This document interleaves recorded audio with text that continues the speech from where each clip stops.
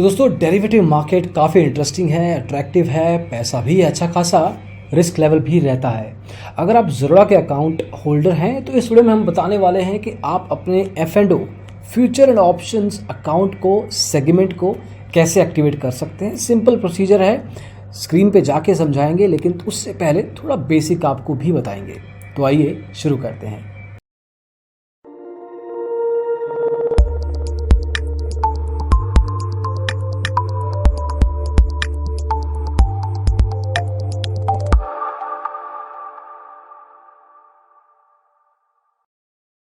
तो दोस्तों जब आप डेरिवेटिव में पैर रखते हैं अपना, ट्रेडिंग काफ़ी अच्छी लगती है। एट द सेम टाइम इसमें कुछ चीज़ों का आपको ध्यान रखना है क्योंकि यहाँ पे रिस्क फैक्टर रिलेटिवली ज़्यादा है। अगर आप बिगिनर हैं तो उन्हीं कॉन्ट्रैक्ट्स में आपको पैसा लगाना है जो आपको एक्चुअल में समझ में आते हैं। चाहे कम पैसे से ट्रेड कीजिए, लेकिन don't go big at the very start. शुरुआत में ज़्यादा पैसा कमाने की कोशिश में नुकसान करवा सकते हैं। कुछ और चीज़ों का भी ध्यान रखना है आपको। डेरिवेटिव मार्केट में आपको कुछ स्पेसिफिक टर्म्स का पता होना चाहिए, जिसमें strike price, premium, expiry date और करंट मार्केट प्राइस के साथ जो मोमेंटम चल रहा है उसकी अंडरस्टैंडिंग होनी ज़रूरी है। एनालिसिस आपको डिटेल लेवल पे करना है। जो भी एक्सपायरी डेट के लेवल पे आप सोच रहे हैं स्ट्राइक प्राइस किस डायरेक्शन में जाएगा, उस हिसाब से डिटेल अंडरस्टैंडिंग चाहिए कॉन्ट्रैक्ट में घुसने से पहले। अपना रिस्क एपेटाइट आपको पता होना चाहिए कितना है, उसी हिसाब से मार्जिन का इस्तेमाल करना है। हालांकि मार्जिन पे कुछ ना कुछ लेवल पे कंसर्न्स रेज हुए हैं और सेबी अब रेगुलेशंस भी लेके आया है, लेकिन आज की तारीख में अगर आप मार्जिन यूज़ करते हैं तो अपने रिस्क एपेटाइट को नज़र में रख के कीजिए। देन अगर आप एक ओवरऑल पोर्टफोलियो बनाने की डायरेक्शन में हैं तो कुछ हिस्सा ही रखिए जिसमें आप फ्यूचर एंड ऑप्शंस में पैसा लगा रहे हैं। कुछ लोग सिर्फ फ्यूचर एंड ऑप्शंस में ट्रेडिंग करते हैं, उनका रिस्क एपेटाइट बहुत ज़्यादा होता है तो वो सिर्फ डेरिवेटिव में ही पैसा लगाते हैं। ऐसे बहुत सारे ट्रेडर आपको मिलेंगे।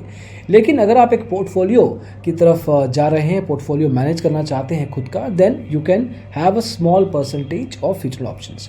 अब बात करते हैं ज़रूरा की। ज़रूरा के अगर आप क्लाइंट हैं तो आपको किन चीज़ों का ध्यान रखना है वो बता देते हैं। देखिए, ज़रूरा में जैसे ही आप लॉगिन करते हैं तो आपको अब स्क्रीन पे ले चलते हैं और वहाँ पे जाके देखेंगे कि वहाँ पे आपको एग्जैक्टली क्या करना है। आप जैसे ही लॉगिन करते हैं, आप काइट के थ्रू लॉगिन करेंगे और ऐसी कुछ स्क्रीन आपके सामने आ जाएगी। लिंक इसका हम आपको डिस्क्रिप्शन में प्रोवाइड कर देंगे। तो अभी आपको बेसिक डिटेल्स दिखाई दे रही हैं स्क्रीन पे। आपको एक्टिवेट सेगमेंट्स पे क्लिक करना है। जैसे ही आप करेंगे, यहाँ पे एक पॉपअप आपके सामने स्क्रीन पे दिख जाएगा।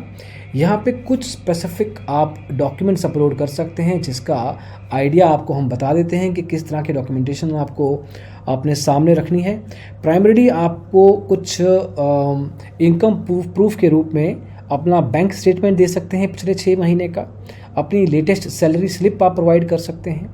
आप अपने ITR का कॉपी दे सकते हैं जो पिछली बार रिटर्न आपने भरा है। फॉर्म 16 दे सकते हैं अगर आप सैलरीड एम्प्लॉई हैं। नेट वर्थ का सर्टिफिकेट भी चलेगा। और फाइनली अपने डीमेट होल्डिंग्स की आप स्टेटमेंट भी दे सकते हैं।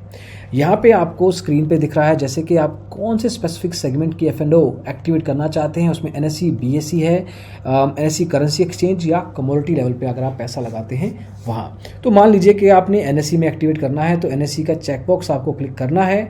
आपको अपने इनकम रेंज, जो भी आपने ITR फाइल किया है, जो भी डॉक्यूमेंटेशन आपने दी है, उस हिसाब से यहाँ पे वैल्यू पिक करनी है।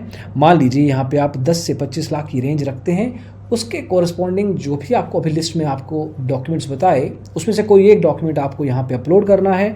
जैसे आप पिक करेंगे, आपके लोकल मशीन से आप उस PDF को, उस डॉक्यूमेंट को अपलोड कर सकते हैं।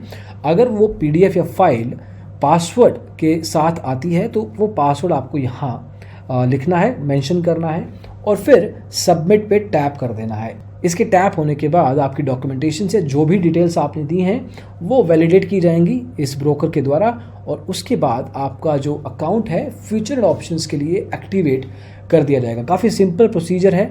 लिंक का आपको यूज़ करना है, बट फिर से आपको याद दिला दें कि जब भी आप ट्रेडिंग करेंगे इस सेगमेंट में रिस्क एपेटाइट का ध्यान रखें, उनकी जो टेक्निकल टर्म्स हैं उसका अंडरस्टैंडिंग लें और अपना एनालिसिस सर्टेन लेवल पे मजबूत रखें।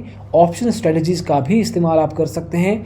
अगर आप ऑप्शन स्ट्रेटजी के बारे में जानना चाहते हैं तो आप स्टॉक पाठशाला को डाउनलोड कर सकते हैं। वहाँ पे आपको अलग अलग कोर्सेज मिल जाएंगे जिसका आप यूज़ कर सकते हैं। तो दोस्तों इस वीडियो में बस इतना ही आपको बताने की कोशिश की है कि आप अपने अकाउंट में F&O की एक्टिवेशन कैसे कर सकते हैं।